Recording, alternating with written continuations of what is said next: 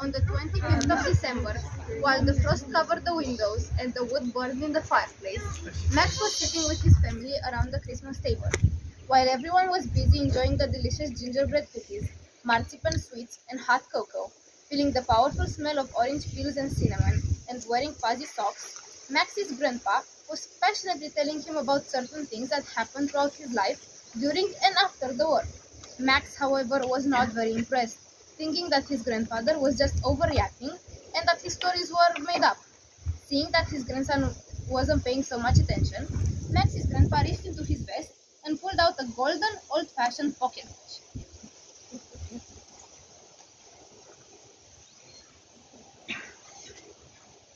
He hands me the watch and tells me to see how it was for myself. Confused, I opened the watch and I saw a blinding light and heard a loud noise.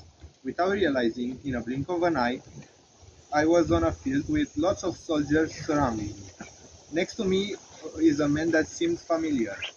I stare at him for a while, then I go to and ask him what his name was. I was shocked to find out that the man who was standing in front of me was a young version of my grandfather.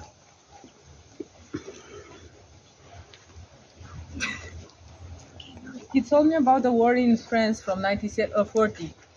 France was invaded by the German army. They were defeated in the war and were under German occupation. It was getting harder to live every day. The food was nothing they could afford. The black market was the only option to get food, but also the riskiest one, because they could have been arrested.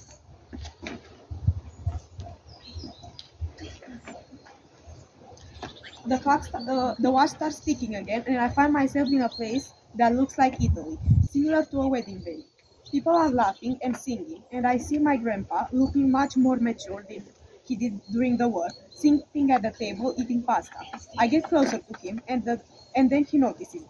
Even though he doesn't recognize me, we start chatting, and he sounds so happy, almost relieved because he never thought he would get out of the war alive and have such a happy life.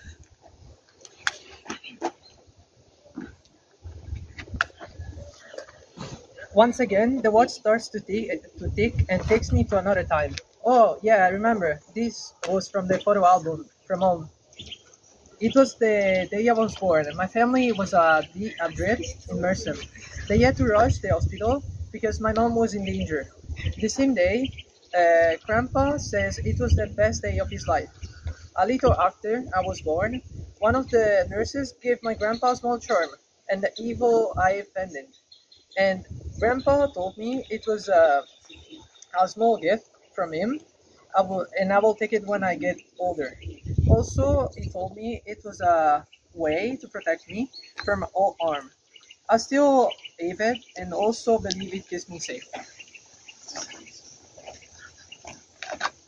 The watch started ticking backwards, and all of a sudden I was brought back to the present.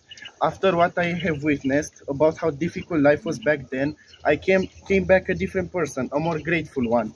I started appreciating the simplicity of how life is nowadays, and I don't have to struggle like my grandpa did back then.